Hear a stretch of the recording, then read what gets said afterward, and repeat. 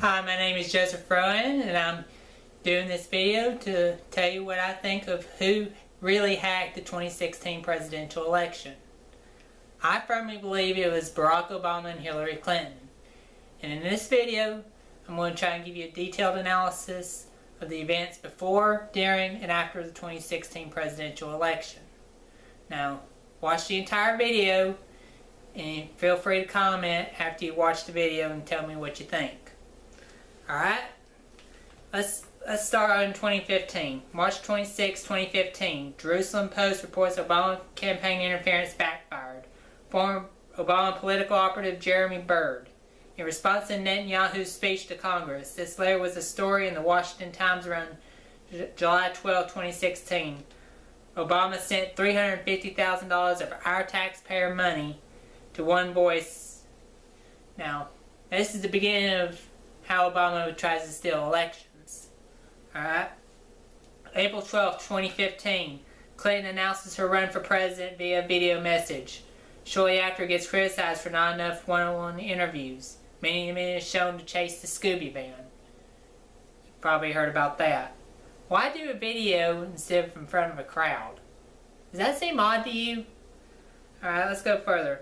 May and June 2015, Hillary Clinton criticized by the New York Times and Washington Post for not taking questions. Throughout 2015 till now, the Clinton email server scandal persists. Okay. October 22nd, 2015, Hillary Clinton did one House meeting on Benghazi. The Washington Post, which I call Hillary's friend. GOP lands no solid punches while sparring with Clinton over Benghazi. The Washington Post will come up again. If Clinton had nothing to hide, then why one meeting? Alright. Too much shadow government, if you ask me. Alright, let's speed forward. February 1st, 2016. Hillary Clinton barely beats Bernie Sanders in the Iowa caucuses. This date, I think, is the domino effect of this being the beginning of the downfall of former DNC chair Debbie Wasserman Schultz, her resignation official July 28, 2016. Okay?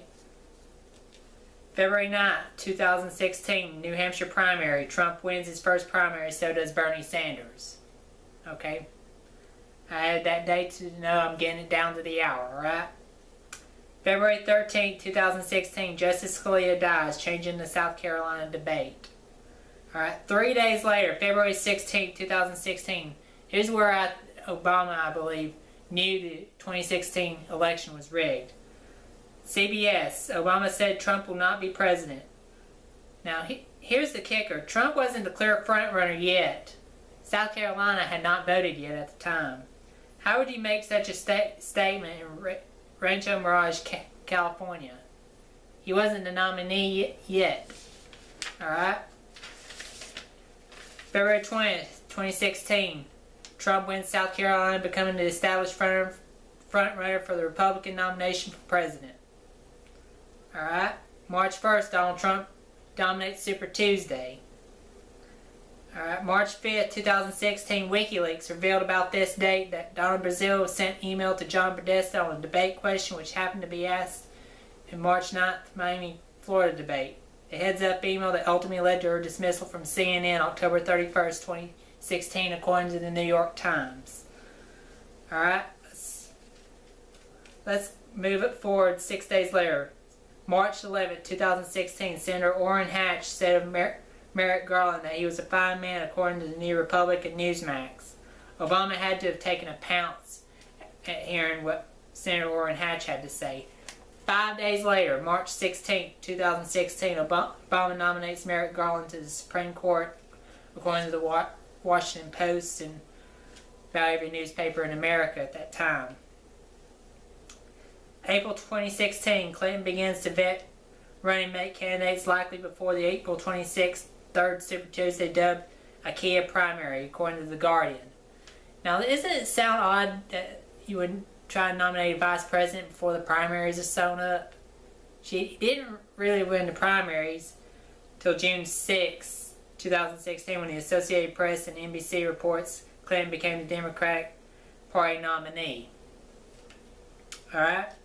Let's fast forward. June 29th, 2016, tarmac meeting between Bill Clinton and Loretta Lynch.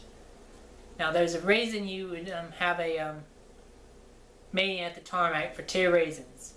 One, to rig a 2016 presidential election. Two, I think Loretta Lynch was looking for a job as Attorney General under a Hillary Clinton administration. Okay?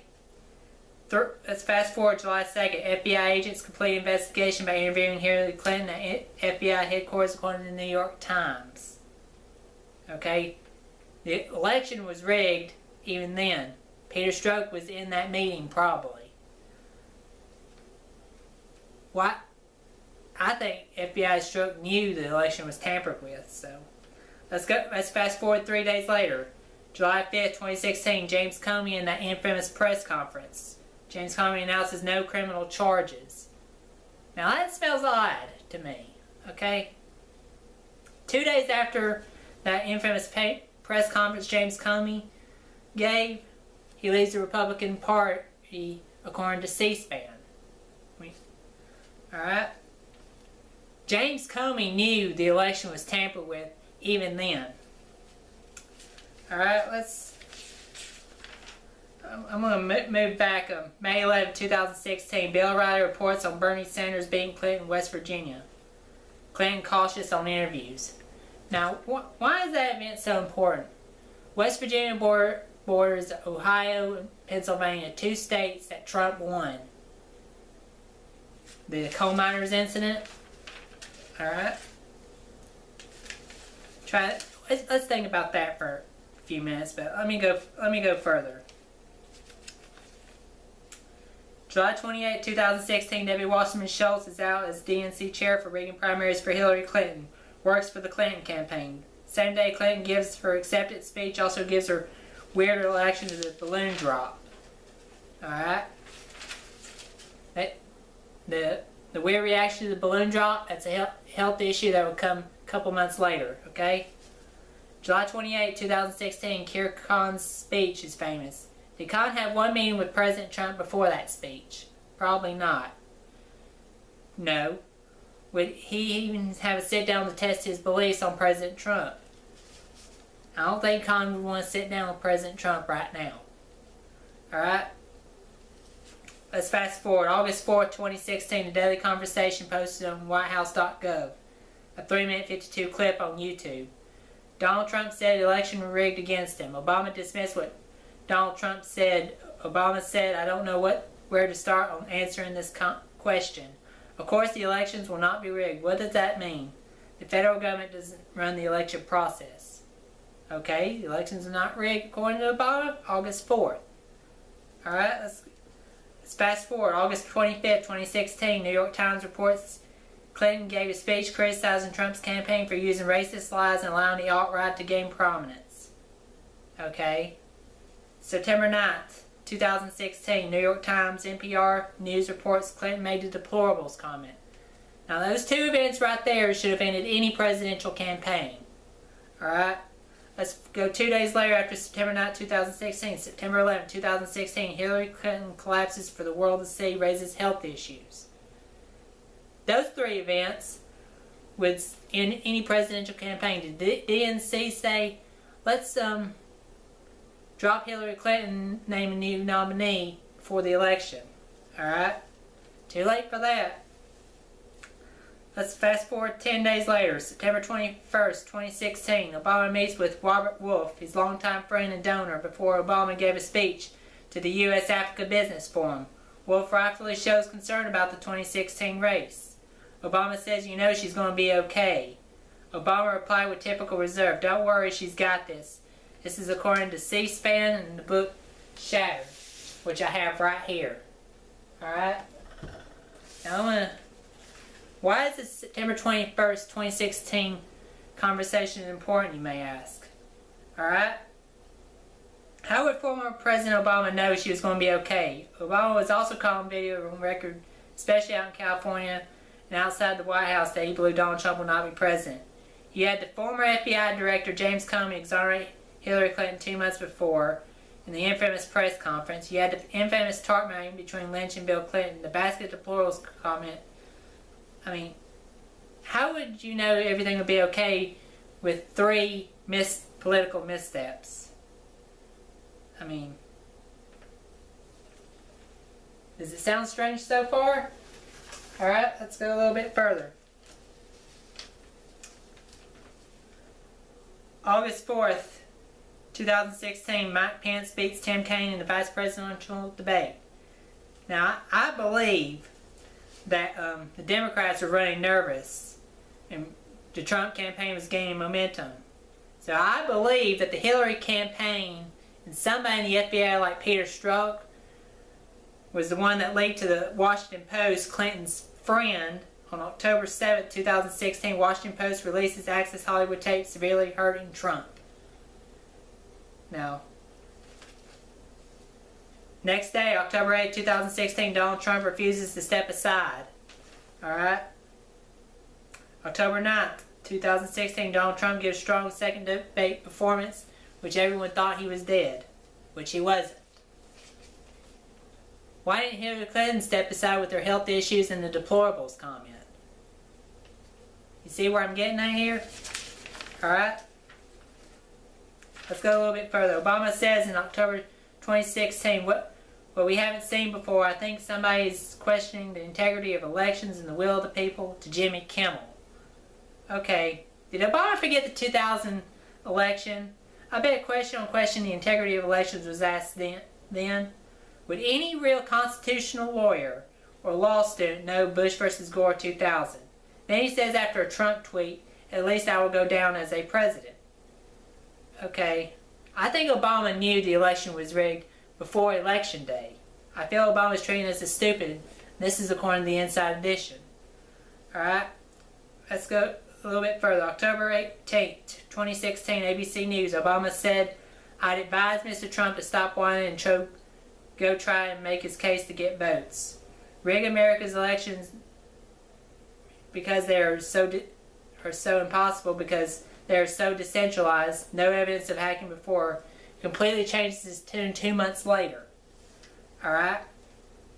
October 19, 2016, Donald Trump condemns any foreign interference in America's affairs in the third and final presidential debate, according to Bloomberg. Okay? From October 28th to November 6th, James Comey reopens the Clinton investigation. This is according to NBC and CNN. Comey was hoping this wouldn't affect Clinton's chances of winning. Of course, Comey made a political misstep. I think Comey knew the election had to have been rigged. He was thinking the American people were stupid, according to... I mean, you had Peter Strzok saying Trump supporters are stupid, according to the text we see from August. I mean, I can pull it up for you. Alright? Let me give you the events of the election. Let's go to election night 2016 inside the Clinton campaign. Now, I do advise you to read pages 371 to 395 of the book Shattered, which I have right here. Alright? Page 376 of the book Shattered. Bill Clinton asked, what's going on? Craig Smith said, numbers are higher than they're supposed to be. Bill Clinton asked, why aren't we hitting our numbers? Now that seems a bit of an odd conversation according to me. The question I would ask in a political campaign is, how we doing? It seems to me asking how our numbers basically tells me the election was rigged. Alright? Page 378 said that Hillary Clinton sat stone-faced, repeating the words, okay, okay. When Craig Smith said Clinton was going to lose Florida, Bill Clinton called former Virginia Governor Terry McAuliffe, who was eager to depart Virginia for the victory party at the Javits Center. Don't bother coming, Bill told him. The election was rigged. And Bill Clinton, Hillary Clinton, Barack Obama knew it. I mean, they knew it that night, including Hillary Clinton. Why would you say okay with a stone face? Later on page 378, Robbie Mook, Hillary's campaign manager, said the following. I don't see how we're going to win Florida and North Carolina, so now it's all eyes on Pennsylvania and then probably Michigan and Wisconsin as well. Hillary was surprisingly calm. I wouldn't be calm if I knew the election tables had been turned in the same situation. What do Pennsylvania, Michigan, and Wisconsin have in common other than the fact Donald Trump won these 3 states? It's the same 3 states Jill Stein called for a recount in, and Jill Stein had no legitimate argument on how she could win. The Clinton campaign only had a contract to hold the Javits Center to 2:30 in the morning after the election. According to page 381 of Shattered, the Clinton campaign didn't really start working on a concession speech until after Megyn Kelly called Wisconsin for Trump at 11:30 on election night. There were no postals used for a month, which is very suspicious for a presidential campaign in favor of an analytics team. The Clinton campaign didn't have a concession speech ready to me, which explains why we saw John Podesta was sent past 1 a.m. to address the crowd and not Hillary Clinton. Hillary called Trump to concede and then made the phone call to Obama where she said softly, "I'm sorry." On page 392 and 393, Hillary wanted to get the spin going that it was Russia and James Comey. She lashed out at her people. Hillary's speechwriter, Shawarin, delivered a new version of the concession speech under Hillary's door at 5 a.m. the morning following the election, and a few hours later, Hillary Clinton gives her concession speech. Hillary said, "We owe him an open mind and a chance to lead," which we all know to be a lie because many are not allowed, many celebrities you see on the stage. Alright? Donald Trump wins the election November 8th. November 9th, 2016, Hillary said in front of the Wall Street Journal, "This was not the outcome we wanted." Okay? At first, the Hillary Clinton campaign refused to do any recounts. They didn't want to be seen as a sore loser. They were trying to avoid the mistake Al Gore made in the 2000 election. Okay? But she allowed a recount efforts in Wisconsin, Michigan, and Pennsylvania. Obama promised a smooth transition of power. What about the unmasking scandal that took place before Donald Trump took office? Alright? December 9th, 2016, CIA issues assessment that Russian entity hacked the DNC and John Podesta's emails to assist Donald Trump. FBI agreed and Obama ordered a full inquiry according to the Washington Post and The Guardian. Okay, December 9th, 2016. Now why is that so significant? Okay? That day was about the same time people began to realize that the recount wasn't going to work in those 3 states. Now, I came across an American Online report that said voting machines aren't internet-connected devices. How could Russia interfere with our elections if there's no internet connection to the voting machines? Ask yourself that question. Okay? December 16, 2016, Obama confronting Russia on 2016, cut it out in the White House press conference, CNN. Russia ignored it. Putin said to Bloomberg that Russia did not hacked the DNC on September 2nd, 2016. WikiLeaks guy Julian Assange said Russia didn't do anything when interviewed by Sean Hannity around January 3rd, 2017. January 2017, then Director of National Intelligence James Clapper testified before Senate committee that Russia's meddling in the 2016 presidential campaign went beyond hacking, including disinformation. Why should I trust James Clapper when what Clapper says when he lied about spying before another committee in 2013? Alright?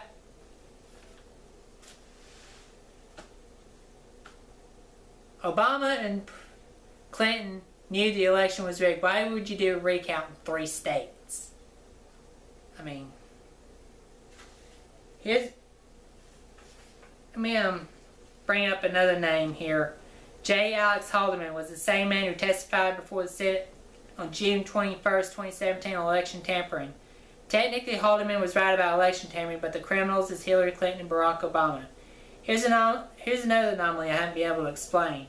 In the Wall Street Journal dated January 14, 2017, it was said that George Soros lost nearly $1 billion in the days following Donald Trump's election, that George Soros also said that the markets were going to tank, which they have not. How do you explain losing nearly $1 billion in the days following the election?